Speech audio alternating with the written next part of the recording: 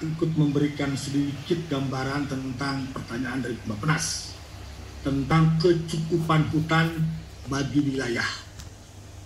Ketika Undang-Undang Nomor 41/99 mengatakan bahwa diwajibkan ada 30% areal berhutan, pasti ya, bedain betul. Areal berhutan dengan kawasan hutan berbeda. Areal berhutan bisa saja bukan kawasan hutan. Tapi kalau kawasan hutan juga sebaliknya, bisa saja tidak berhutan. Jadi tadi logikanya Pak Wamen ATR mengatakan bahwa yang 34 juta hektar itu sudah tidak berhutan, artinya apa? Dia adalah kawasan hutan, tetapi sudah tidak ada hutannya, gitu ya. Nah, saya menyambut baik sebetulnya usulan rasionalisasi kawasan hutan, bukan berhutan. Karena betul sekali bahwa tidak mustahil ada 34 juta hektar kawasan hutan yang sudah tidak berhutan, ya kan? Nah, maksud rasionalisasi adalah mungkin karena peningkatan penduduk yang cepat, yang kedua kebutuhan di sektor non kehutanan membutuhkan lahan yang besar, penyusutan area pertanian, dan berbagai argumen lainnya menunjukkan bahwa kebutuhan peruntukan lahan untuk non kehutanan menjadi sebuah hal yang tidak dapat ditawar-tawar lagi.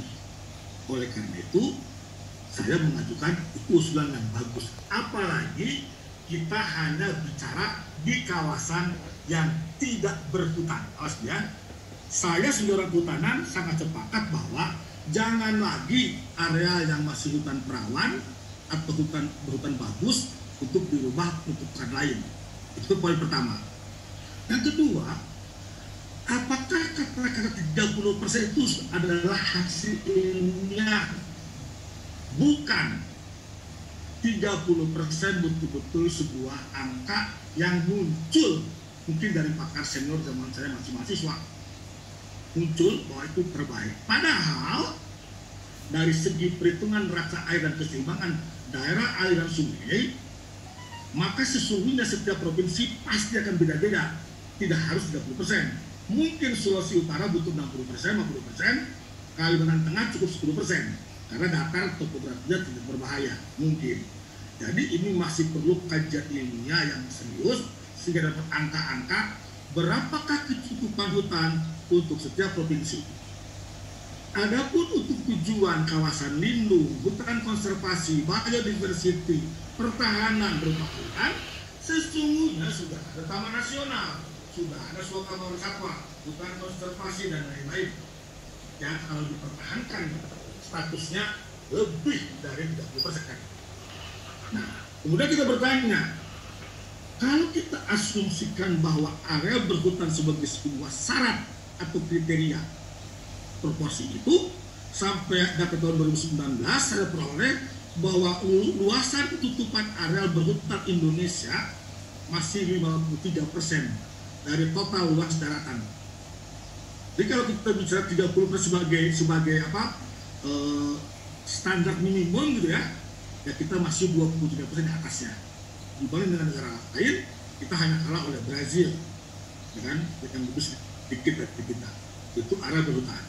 Ya, sehingga kita bisa melihat bahwa hal itu menurut saya sesuai dengan berbagai pertimbangan tadi, harusnya Kementerian Kehutanan dengan melihat kemajuan sawit dalam reboisasi kawasan tidak berhutan harusnya rela untuk melepaskan kawasannya. Itu poin kedua. Lalu poin ketiga, ada pertanyaan buat teman-teman di LHK. Ini bukan menuduh Pak Wamen, maaf ya, Pak Wamen LHK nih. Kenapa sawit yang oleh negara kategorinya adalah proyek strategis, industri strategis dan vital? Kenapa begitu dimusuhi? Sampai-sampai tanaman sawit tidak boleh ditanam. Sementara karet, kayu putih, yang notabene sama-sama minyak atau getah, dibolehkan menjadi tanaman HTR atau HTI.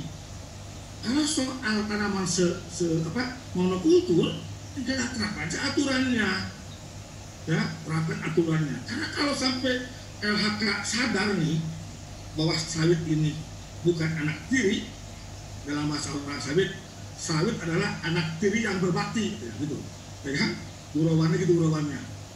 Nah kalau dibolehkan Pak Pamen ATR, berapa banyak tuh luas lahan kawasan dan tsunami? Kenapa nggak diberi hak juga hak usaha sawit? Sehingga bisa menjadi aset buat para petani.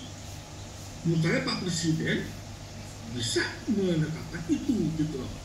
Asal tentunya jangan lagi ngutik-ngutik berubah area yang masih berhutan, karena area berhutan sangat penting untuk keseimbangan ekosistem, ya kan? Itu poin kedua. Lalu poin ketiga terakhir, ya Pak. Andai kata, ya kan, kita menyalahkan sawit yang umurnya sudah 5 tahun, ada yang 20 tahun. Persoalan siapa yang salah? Harusnya pemilik hutan itu ketika sawit ditanam sudah melarang dong.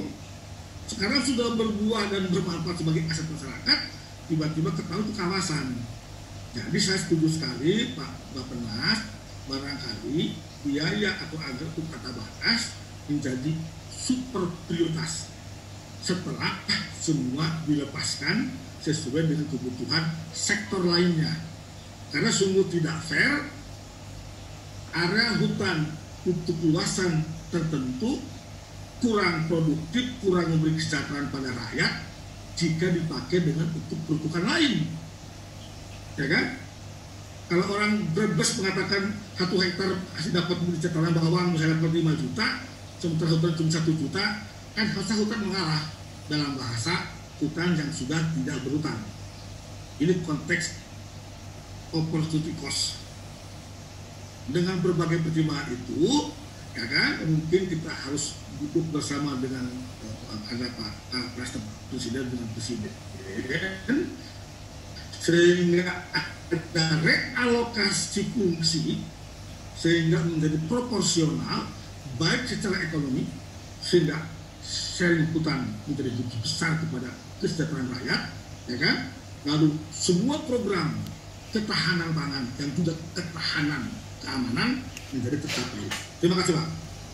Kalau realokasi fungsi itu masuk dalam rasionalisasi kawasan tadi nggak Pak? Itu maksudnya. Oke. Itu maksudnya. Nanti coba kita perdalam. Saya masih belum nangkap ini urusan kehutanan ya. Masih belum penting banget. Tapi saya ada gambaran dan cukup masuk akal. Tapi detail-detailnya kan kita harus ketemu ya. Gimana balance-nya, terus concern tadi. Bapak kan memang urusannya climate change ya. Tapi kalau Bapak ngomong begitu ya paling tidak saya jadi mikir ulang nih. Apa yang saya pahami tentang konservasi segala macam tadi Pak. Makasih Pak Yanto. Mari sama-sama Pak. Pak Sugeng ini adalah koordinator